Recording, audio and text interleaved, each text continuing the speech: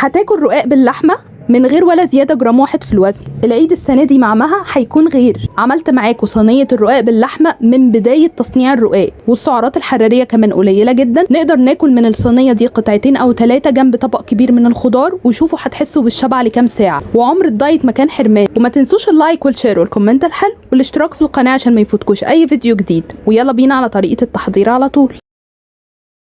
انا هعمل معاكم الرقاق النهارده بالدقيق الحبه الكامله، وطبعا النوع اللي انا بحبه جدا هو دقيق سنبله الفرات. خطير خطير. شايفين معايا عامل ازاي؟ بصوا ناعم يعني، وانا بضغط كده مفيش خالص رده تحت ايدي خشنه.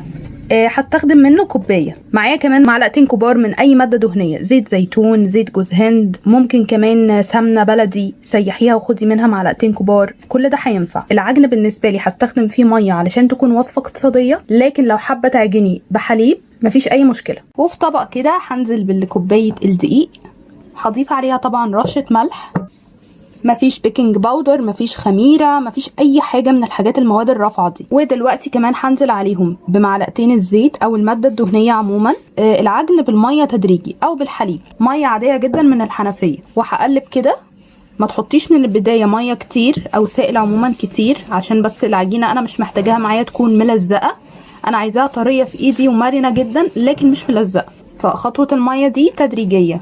طيب اكيد حد هيسألني ايه يا مها بديل دقيق الحبة الكاملة في الوصفة؟ ينفع شعير، بس استخدمي شعير اللي انا عارفة انه ممكن ينجح في وصفة زي دي، هو شعير دوبيلا اللي انا على طول بستخدمه معاكم، لانه ناعم جدا، الردة فيه برضو مش باينة. انما اي نوع دقيق شعير تاني وارد ان يبقى فيه الرده باينه شويه، فممكن جدا ما ينجحش معاكي العيش ده وتلاقيه قطع. بصوا معايا بقى جمال ومرونه العجينه، بصوا طريه جدا ولكن من غير تلزيقه في الايد. انا عايزاكم توصلوا للقوام ده.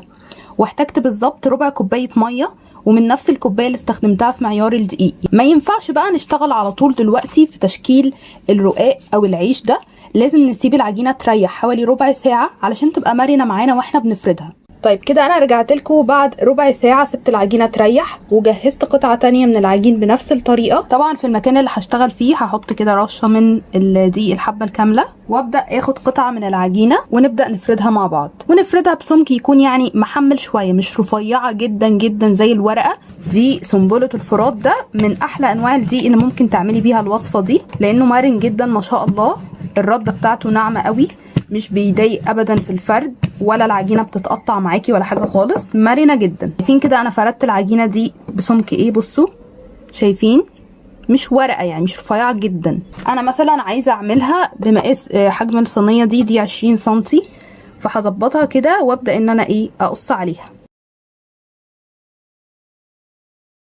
تعالوا نعمل واحد كمان بنفس الطريقه، رشه كده من دقيق الحبه الكامله، وهاخد قطعه حلوه من العجين بالشكل ده.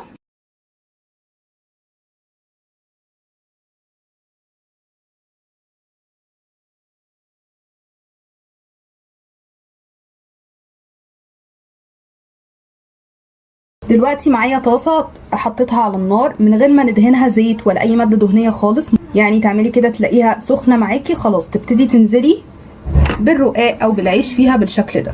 درجه الحراره بتكون متوسطه، مش هاديه اللي هي شمعه ولا عاليه جدا، علشان برضو تدي مساحه ان هو يستوي معاكي حلو. وفي ثواني بيدخل في التسويه، بيبدا لونه يبقى بني كده. هقلبه على الناحيه التانيه.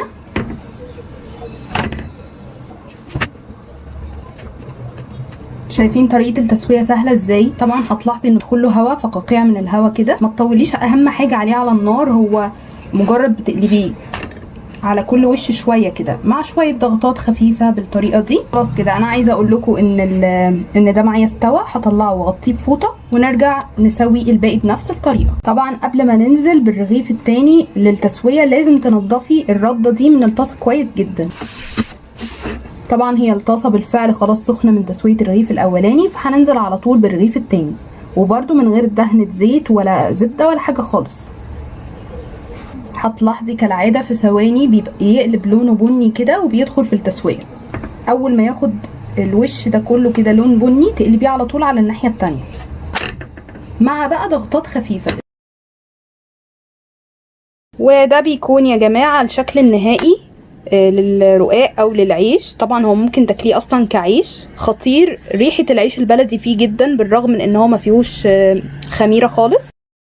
تعالوا بقى نجهز مع بعض دلوقتي صينيه الرقاق باللحمه الخطيره. معايا هنا حوالي معلقتين من الحليب ومعلقه كبيره من السمنه البلدي. هسيحهم بس شويه في الميكرويف وارجع لكم تاني. ايوه بالشكل ده كده ساحت السمنه مع الحليب. دلوقتي هضيف عليهم ملح وفلفل واي توابل حابه تضيفيها براحتك، فلفل، ونقلب الحاجات في بعضها. دي الصينيه بقى اللي انا هشتغل فيها دلوقتي. زي ما قلت لكم هي مقاس 20 سنتي. هدهنها طبعا بالزيت او بالسمنه، حلو جدا. يلا بينا نحط اول طبقه كده من الرقاق، وبعدين هديها من الخليط اللي جهزناه مع بعض ده مسحه كده حلوه، هي فرشه واحده يعني بس. وتاني طبقه. ويلا بينا نوزع حشوه اللحمه المفرومه. نوزع طبقه اللحمه بتاعتنا كويس في كل الصينيه. بعد كده هحط الطبقه الثالثه، وبرده هوزع عليها مسحه كده من السمنه بفرشه مره واحده بس. ودي اخر طبقه معايا.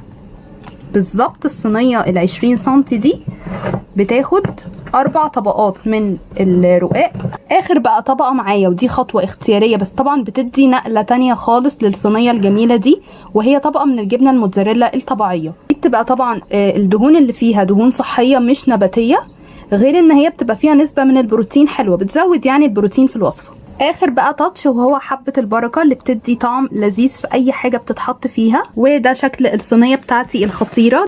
هدخلها الفرن في الرف الاوسط على درجه حراره 180 كام دقيقه بس كده. هشغل عليها الفرن وبعد كده افتح الشوايه علشان الجبنه بتاعتي تتحمر وتسيح، وهرجع لكم اقول لكم بقى السعرات ونشوف شكلها النهائي مع بعض.